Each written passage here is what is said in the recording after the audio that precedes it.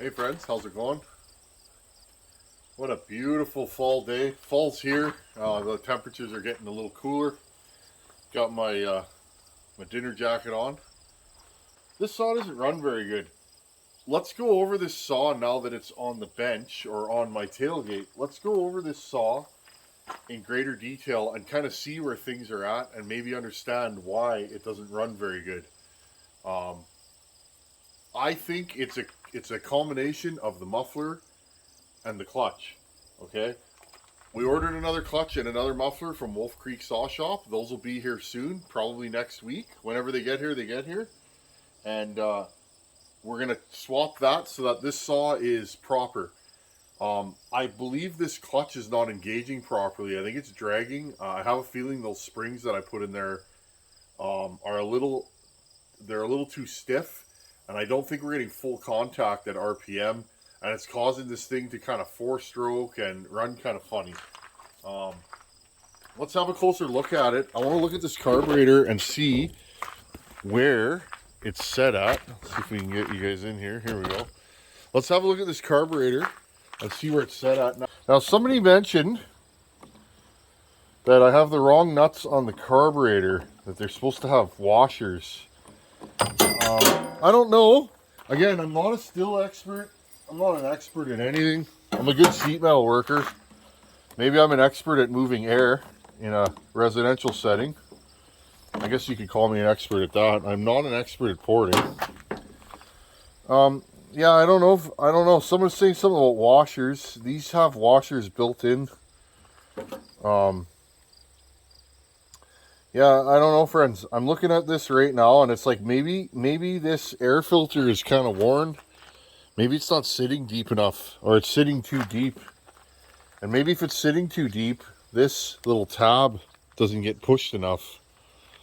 I don't know. All I know right now, friends, is we're not getting enough choke on this saw. When I push the choke all the way down, this little tab is just not, it's not doing its thing. So what do we got here? We got half, one. So we're like 1 1/4 on the high jet. So let's try 1. Okay, this saw was really rich, really smoky. Again, I have a little bit of time here. Got some folks coming over to see the baby. Kind of neat. But I thought in the meantime, let's get some work done on the saw. Okay, so once again, because I know this is a Stihl issue, I'm not particularly a Stihl guy. This is one of the reasons I don't like their air filters and I don't like this. Period. This is a terrible design. They used it for years, and it causes a lot of Stihls to sit on the shelf because they don't start. I sold my 038 years ago because it was a hard starter always. I never got the choke fixed. So let's see. What I'm doing right now, friends, is I'm actually looking in here and seeing if there's any gaps. I have a feeling that this thing is just not getting pushed hard enough. So I think what's actually happening is this air filter is going on too far and it's not catching. I totally get it now. I see it. When I push this down, it's not closing the choke all the way. It's not catching properly. See if I can...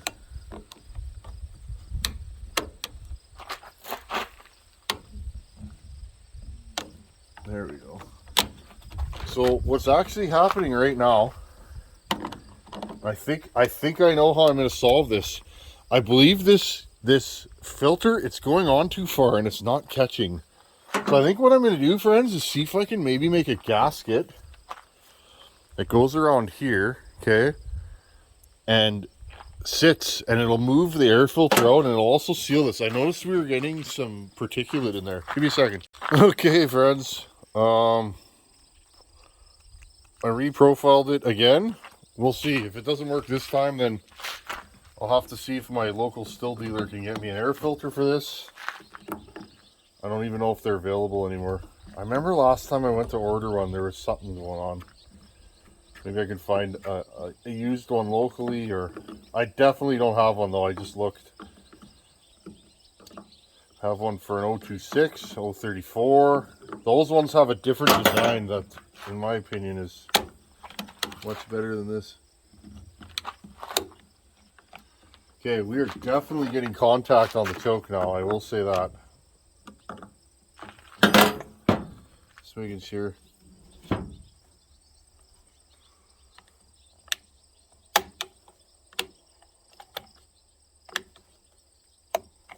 Okay, let's try it. This choke is pushing hard. Now, friends, one way you can check if your choke's working on these, stick your mouth around there, close the flap, and suck on it. If your suction is restricted, you know you got a choke. If it isn't restricted enough, or much at all, then you got a choke issue. Pretty simple, friends. Okay, let's see if we can get this thing running now. Okay.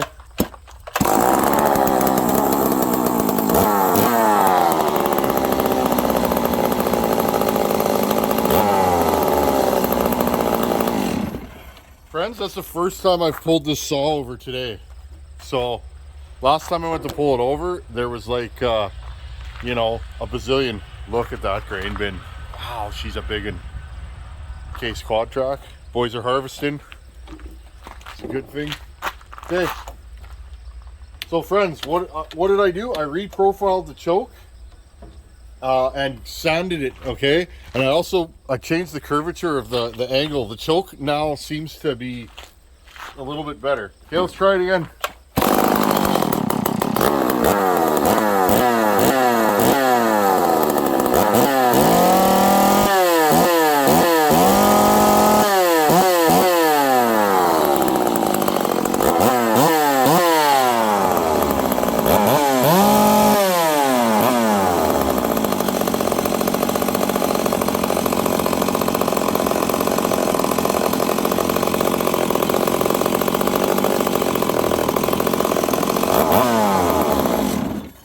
Put a bar on this thing and try it again. Okay, friends, 24 full house, 3/8. This is just a firewood chain. It's not horrible. It's not the best. I just want to see, will this saw clean up in the cut, or, you know, I don't know if this clutch didn't like a 32. We'll see if it likes a 24. That way, when we get our new parts, we know if we have more problems or less problems. Okay, let's see what this saw's going to do. Okay, let's do another cold start. Full choke. Beauty.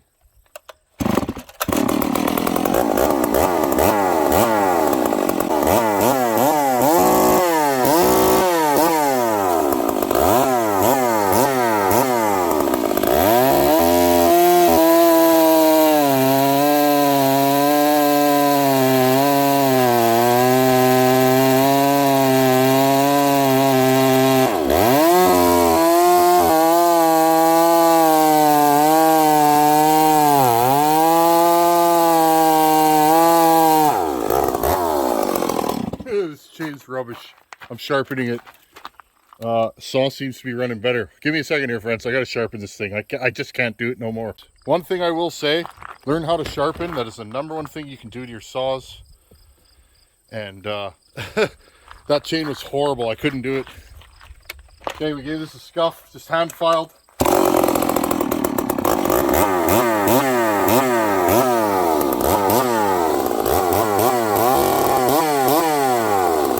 Saw oils really well, so all that work we did for the oiler, all the cleaning and that.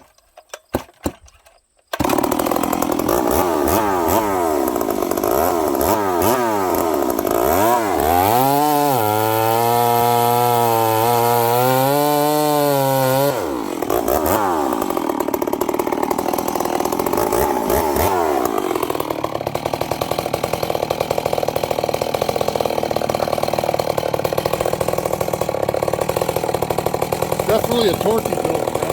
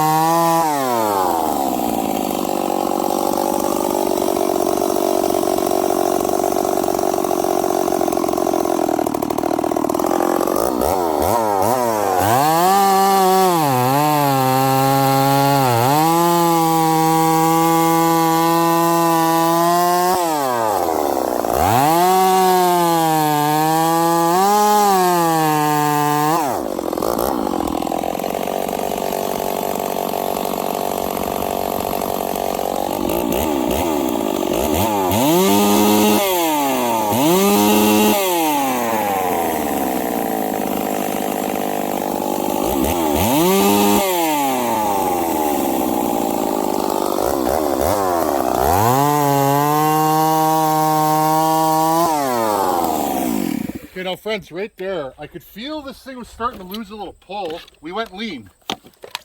Once the saw gets hot, sometimes you got to retune it, and then you can leave it there. But this thing went lean. A lot of it has to do with that wide open pipe. It is what it is. I ordered a new pipe. Again, if you guys haven't seen, I was going to pipe this thing, but this saw is going to live life on provincial forests, cutting with a permit, firewood. This saw is going to need a spark arrestor. So this is going to be a firewood falling saw. Helps if we... Sorry, I'm not a Stihl guy. I put it on the wrong button. I flooded it, friends. I put it on choke by accident. All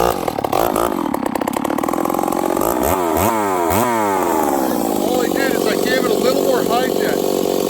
I don't know where this saw wants to live.